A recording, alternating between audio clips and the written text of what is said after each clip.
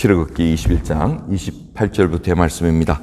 소가 남자나 여자를 받아서 죽이면 그 소는 반드시 돌에 맞아 죽을 것이요 그 고기는 먹지 말 것이며 임자는 형벌을 면하려니와 소는 본래 받는 버릇이 있고 그 임자는 그로 인하여 경고를 받았을 때 단속하지 아니하므로 남녀간에 받아 죽이면 그 소는 돌로 쳐 죽일 것이요 임자도 죽일 것이며 만일 그에게 속죄금을 명하면 무릇 그 명한 것을 생명의 속으로 낼 것이요 아들을 받든지 딸을 받든지 이 율례대로 그 임자에게 행할 것이며 소가 만일 남종이나 여종을 받으면 소임자가 은 30세겔에 그 상전에게 줄 것이요 소는 돌에 맞아 죽을지니라.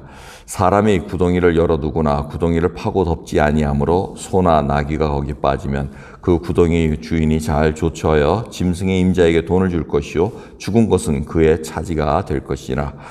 이 사람의 소가 저 사람의 소를 받아 죽이면 산 소를 팔아 그 값을 반분하고 죽은 것도 반분하려니와 그 소가 본래 받는 버릇이 있는 줄 알고도 그 임자가 단속하지 아니하였으면 그는 소로 소를 갚을 것이요 죽은 것은 그의 차지가 될지니라.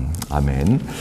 계속해서 21장은 이제 이스라엘 백성들이 그 약속의 땅에 가면은 어떻게 이런 인간 사는 데 있어서 사건이 난다는 겁니다. 살인 사건도 나고 또 키우는 가축이 또 사람을 받아가지고 죽일 수도 있고 상하게 할 수도 있고 또 속질이 부닥쳐가지고 할 수도 있고 또 웅덩이를 파고 웅덩이라는 얘기는 바로 우물을 팠다는 얘기입니다. 그래서 우물 속에 푹 빠져버리면 이 조치를 제대로 해놔야 되는데 그걸 안 했기 때문에 또 배상해야 되는 이 방법에 대해서 알려주십니다. 근데 이런 걸 읽어보면 여러분 하나님께서 인도해 내셔가지고 가나안 땅으로 보내시려는데 거기도 인간 사는 세상이라는 겁니다. 우리가 착각하기가 쉽습니다. 하나님이 인도해 주시면 사고가 안 나야 되고 살인이 안 나고 이런 것들을 우리가 상상할 수 있지만 일상생활은 계속해서 악과 선이 같이 있으면서 하나님이 그 속에서 하나님의 일을 이루시는 것을 우리가 목도할 수 있다는 겁니다.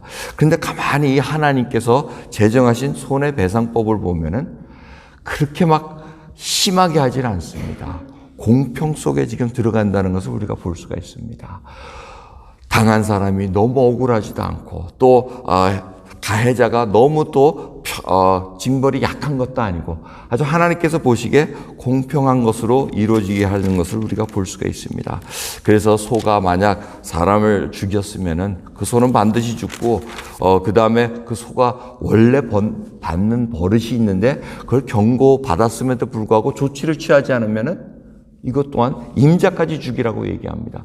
왜 이 얘기는 뭐냐면 결국은 이 구덩이 파는 것도 마찬가지입니다. 책임감 있게 살라는 얘기입니다.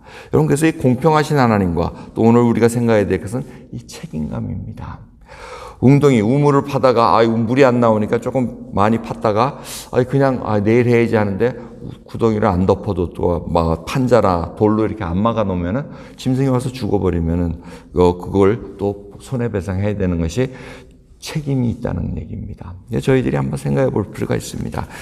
이 어떤 워닝을 받았음에도 불구하고 이 당신 가축은 이 버릇이 안 좋으니까 단단히 주의하시오 하면은 그걸 잘 책임감 있게 맡아줘야 된다는 겁니다. 근데 그거를 부실하게 무책임하게 그냥 놔두다가 일이 생기면은 주인이 굉장한 책임을 물어야 된다는 겁니다.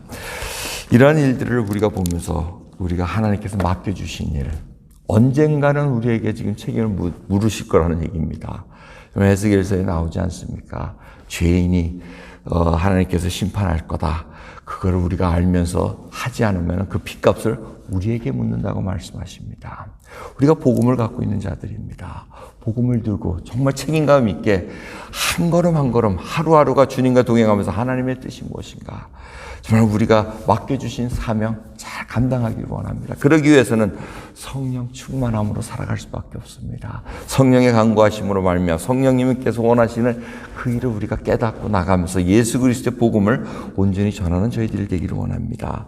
그리고 저희들을 정말 이 일을 통해서 하나님께서 바라시는 것이 무엇입니까? 이 소받고 이런 거는 어쩌면 저희하고는 상관없는 것 같이 들릴 수도 있습니다.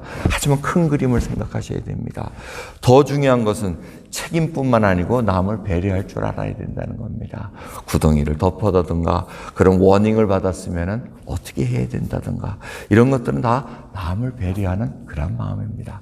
그래서 하나님께서 인도하시고 이끌어내신 그 이스라엘 공동체에서 바라셨던 것은 하나님의 공의로움을 드러내시고 우리들에게 맡겨주신 책임감을 잘 감당하고 그다음에 남을 배려할 수 있는 그런 마음을 원하신다는 것을 우리가 볼 수가 있습니다. 그 정신은 지금도 유효합니다. 하나님께서 원하시는 이 몸된 교회를 통해서 원하시는 것이 무엇이었습니까? 지난주 성령 강림을 통해서 이제 교회가 탄생이 됐습니다. 그 속에서 바라셨던 것은 무엇입니까? 서로 책임감 있고 서로 배려하면서 이제는 세상으로 나가 하나가 되어 거룩함으로 예수 그리스도를 전한다는 그 목적으로 살아가고 있습니다. 오늘도 여러분 하나님께서 교회를 허락하시고 가정을 허락하셨습니다. 그 속에서 원하시는 책임감 있고 배려하고 하나님의 공의로움과 공평함을 우리가 드러내는 귀한 하루 되기를 간절히 예수 그리스도의 이름으로 소원합니다. 기도하겠습니다. 하나님 감사합니다. 오늘도 귀한 새벽 주님께서 이스라엘 백성들을 광야에서 이끌어내시어 십계명을 주시며 또 손해배상, 사회에 일어나는 일들을 또 제정하는 그 율례들을 알려주신 것을 저희들이 살펴봅니다. 주여 그 속에 흐르는 하나님의 뜻을 잘 알기를 원합니다. 각자의 심령들마다 정말 주님 무책임하게 그냥 살아가는 것이 아니라 맡겨주신 거 책임감 있게 잘 마무리 짓고 또 한 걸음 나갈 수 있는 그러한 하나님의 백성으로 붙들어 주시옵소서. 저희들을 사는 동안 공평하신 하나님, 그 공평하시는 하나님을 이 땅에 드러낼 수 있는 저희들로 사용해 주옵소서. 감사드리며 우리 주 예수 그리스도의 이름으로 기도드리옵나이다. 아멘.